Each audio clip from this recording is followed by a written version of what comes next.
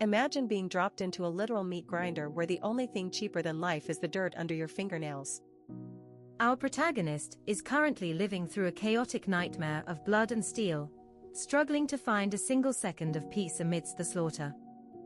Park Hyunmyung is pushed so far past his limit that every breath feels like a rusty knife is doing a tango on the roof of his mouth. He is exhausted, bleeding, and staring death in the face as the enemy closes in for a final, glorious kill shot. Just when you think it is game over, the system decides to stop being a hater and activates the heart of the iron-blooded monarch. Divine powers like Weapon Master flash across his vision in a digital frenzy, but before he can go full god mode, the screen fades to black. Welcome to the glamorous life of a professional loser. In the real world, Hyunmyung is just a pathetic gaming addict staring at a game over screen in a room that probably smells like stale ramen and broken dreams. He has spent 5 years holed up like a hermit, wasting his youth on a single game while everyone else was out there getting jobs and actually touching grass. His life is legendary, but definitely in the worst way possible. The object of his obsession is Pangaenia, a legendary game that lured people in with a ridiculous bait line: clear the game, and we will grant your greatest dream. Naturally, every curious soul who tried it ended up failing miserably. 5 years later, the player count has dropped to exactly 0. Hyunmyung is the last man standing in this digital wasteland because the game is so toxic and brutally difficult that even hardcore masochists quit in frustration. Pangaenia is famous for being a complete nightmare. Bosses one-shot you, companions will stab you in the back for a nickel, and named NPCs will hunt you down like a dog if you even look at them wrong.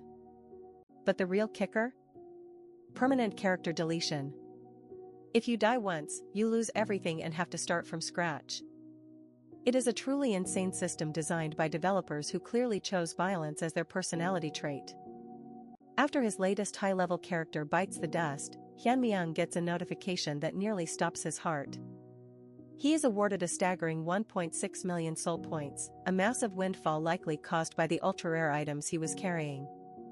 Soul points are the currency of reincarnation in this hellscape. They let you invest in talents for your next run, making the growth curve a lot less suicidal. With this many points, our boy is basically a walking cheat code.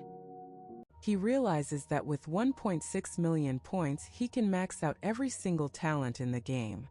Normally, he would play it safe with magic, but since he is planning to delete the game after this, he decides to go out with a bang. This is his first and last time to actually enjoy the game before he moves on with his life. He prepares to dump every single point into a random character creation, not caring about the consequences for once. We finally see why he is such a mess. 3 months ago, his girlfriend of 5 years dumped him right in the middle of a cafe. She basically told him he was a man with zero future and she needed someone who could actually provide a life. The humiliation of being compared to successful peers was the final nail in the coffin. After she walked out, he quit his dead-end job in a fit of rage and locked himself in his room to drown his sorrows in pixels. He has spent every waking hour since then as a complete gaming addict, fueled by anger and the need to escape his pathetic reality. But today, the cycle of self-pity is finally going to break in the most literal way possible. As he starts rearranging his stats, a notification for a hidden piece pops up. He is invited to the true world of Pangaenia, and before he can even process what that means, a blinding light consumes his entire room. A mysterious voice echoes in his head, yapping about creation and destruction while his consciousness slips away. The boundary between reality and the game is being shredded as he is yanked out of his boring life. He wakes up to the sharp sting of a whip and a guard screaming in his face. He is being called a useless slave and ordered to get back in formation unless he wants to be fed to a monster called a Hydragon. Confused and terrified, he looks around to see a literal Hydragon lurking nearby. The harsh desert landscape and the presence of such a beast confirm his worst fear. He is actually inside the game world now. He tentatively calls out for his status window, and it actually manifests in the air. His stats are all set to 12, which is insane for a starter, and he has a massive list of talents that would make any pro gamer weep with envy. He discovers he possesses 13 different hidden traits, including Weapon Master and Great Sage. He is a literal mutant in this system, but he also notices a destruction progress meter at 6%, which sounds like bad news. The peace is shattered when the Desert Queen's army launches a surprise attack, breaking their treaty and turning the area into a slaughterhouse. A main quest window appears with a single, grim objective: survive. The system warns him that failing this quest means death in both the game and reality. As slaves around him are being turned into pincushions by arrows, his heart of the iron-blooded monarch trait surges to life again. His fear is replaced by a cold, calculating focus. He realizes that staying still is a death sentence, so he starts moving through the chaos, his senses sharpened to a razor edge by his legendary traits. With Weapon Master active, he grabs a fallen sword and prepares to fight his way out of the massacre. The legendary gamer is finally playing for real, and he is about to show this world why he was the only one left standing in the game. Imagine being a low-level slave and suddenly moving like a god-tier warrior. Our boy is out here dodging spears and swinging blades like he's been doing it for a century, leaving these fodder enemies wondering if they accidentally pulled a raid boss. Even though it is his first time holding this specific weapon, he handles it with the grace of a master. It turns out his hidden trait, Masterful Hands, is absolutely broken, allowing him to read every enemy movement with terrifying precision. The battlefield is a complete mess, but for our MC, everything is moving in slow motion. He is not just surviving, he is dissecting his enemies while his brain processes data like a supercomputer on steroids. Every time a sword swings his way, he sees the trajectory before the blade even moves.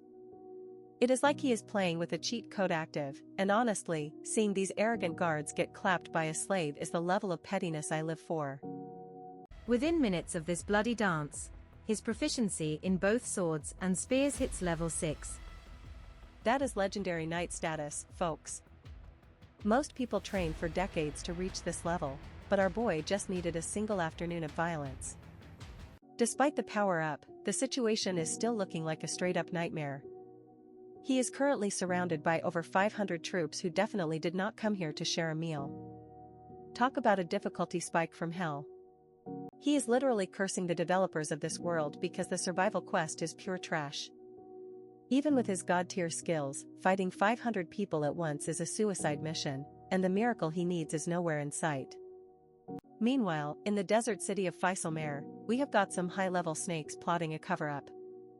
These cowards missed a failed expedition and now they want to delete every survivor in the Kaltzman Desert just to save their own skin. The leaders are terrified of being blamed by the central continent, so they send in their big gun. The Snake Princess is ordered to eliminate all stragglers, which means our MC is about to have a very bad day. This princess is not just any fighter. She is a cold-blooded assassin with a personal stake in this mess. If she finishes this job, her own curse gets lifted. So you know she is going to be extra thirsty for blood. Back at the bloodbath, the MC finally hits level 2, which is basically a full health and mana potion in human form. Just as he catches his breath, the real boss music starts playing because Isabella von Dershen has officially entered the chat. She is a level 8 powerhouse, and in this world, level 7 is the wall that separates the strong from the gods. Facing her is basically a death sentence, and her red flag energy is radiating off the charts. The gap between level 2 and level 8 is so wide it is basically a canyon. Most people would be crying for their mama right now, but our gamer MC is busy searching for a glitch in the matrix to keep his head on his shoulders. Isabella is ready to end his existence right then and there, but our boy decides to pull the ultimate wait, I can explain move. Instead of begging, he looks her dead in the eye and asks if she wants to be free from her curse. He starts yapping about being a star bearer, a mysterious being who can lead people to their destiny. It is a massive gamble, but when you are facing a level 8 psycho, you might as well lie like your life depends on it, because it does. This star bearer class is actually an NPC-only role needed to break the level cap, so his bluff is incredibly specific. He is betting everything that Isabella is desperate enough to fall for this holy man act. Then comes the real shocker. He realizes Isabella is a character he personally created back in his gaming days. He abandoned her because she was stuck behind a map-locking curse, and now he is literally facing his own neglected waifu. He adopts the name Randolph to complete the persona, and against all odds, the Snake Princess is actually intrigued. She postpones the execution and tells her goons to treat him like an honored guest. Quest complete, baby. The system is absolutely glazing him now, handing out record-breaking rewards for his survival. He lands the soul of the Hydreigon and the sword of Michaela, items so rare that most players would sell their firstborn just to see them. He also picks up a mysterious artifact called the broken piece of the golden scale. It talks about synchronization between reality and the game, which sounds like some serious endgame lore that he is not quite ready for yet. Now he is being pampered in a palace, attended by chambermaids who are clearly trying to test his resolve. But since he is supposed to be a holy star bearer, he has to act like he is allergic to women to keep the act alive. While soaking in a bath and dodging the maids' advances, he checks the Hall of Fame. He is ranked first in the world, but the news gets worse. The game world is starting to bleed into reality, and the boundary is at a critical 7%. He sees other top-tier players in the rankings, like Gracia and someone named I Love Mint Chocolate. It hits him like a truck. He is not the only one trapped in this digital hellscape, and the world is falling apart. Because of his rank, he finally unlocks the logout feature, but there is a massive catch. His character remains in the world while he is gone, and if his body gets killed while he is logged out, he dies for real. No pressure, right? He uses the star communication excuse to kick everyone out of his room so he can finally escape. He hits that logout button faster than a simp hitting a donate button, praying that the real world is still normal. He wakes up in his room, but the relief lasts for about 2 seconds. Instead of silence, he hears the screams of people and the wailing of sirens outside. His phone is blowing up with emergency alerts telling everyone to run for their lives. He looks out his window and sees a literal nightmare. Pangaenia's monsters are actually roaming the streets of Seoul, turning the city into a buffet. The game didn't just summon him, it brought the entire apocalypse along for the ride. Seeing a giant mantis monster munching on civilians is enough to make anyone lose their mind. Reality is officially broken, and our boy realizes that his struggle for survival in the game was just a warm-up for the horror show on his doorstep. The sky is glowing with ominous energy as more creatures pour out of the rifts. This is not a drill, and there is no pause button. RMC is the only one with the stats to fight back, but can he even save himself when the world is ending? He stands at his window, watching the chaos unfold with a mix of terror and grim determination. The golden scale in his hand is the only thing that proves this isn't a dream, and honestly, the real world just became a lot more dangerous than the desert. The chambermaids in the game were a test, but the monsters in Seoul are the final exam. He's got the legendary gear and the skills, but he's currently in his pajamas while the world burns. It is time to see if a star bearer can actually save reality. Every alert on his phone is a reminder that the boundary between worlds is shattering faster. If he doesn't act now, there won't be a reality to log back into. The gamer pervert is officially the world's last hope. He looks at the usernames of the other players again, wondering if they are seeing the same carnage in their own cities. This is a global server of death, and the raid has just begun in the most literal way possible. He prepares himself to step out into the burning streets, knowing that one wrong move means permanent game over. The transition from slave to savior is moving at light speed, and the real fight starts now. The logout warning flashes in his mind like a death sentence. He has to protect his physical body and his game avatar simultaneously. It's the ultimate multitasking challenge, and the stakes are literally everything. As a giant mantis monster spots him through the window, he realizes there's no more time for thinking. The game is real, the monsters are hungry, and the snake princess is the least of his worries now. The emergency messages keep flooding in, but he tosses the phone aside. He needs to find a way to bring his game powers into this world before Seoul becomes one giant graveyard. He looks at the golden scale one last time as the creature lunges. The synchronization is complete, and the era of Pangaenia has officially begun on Earth. Welcome to the real endgame, folks.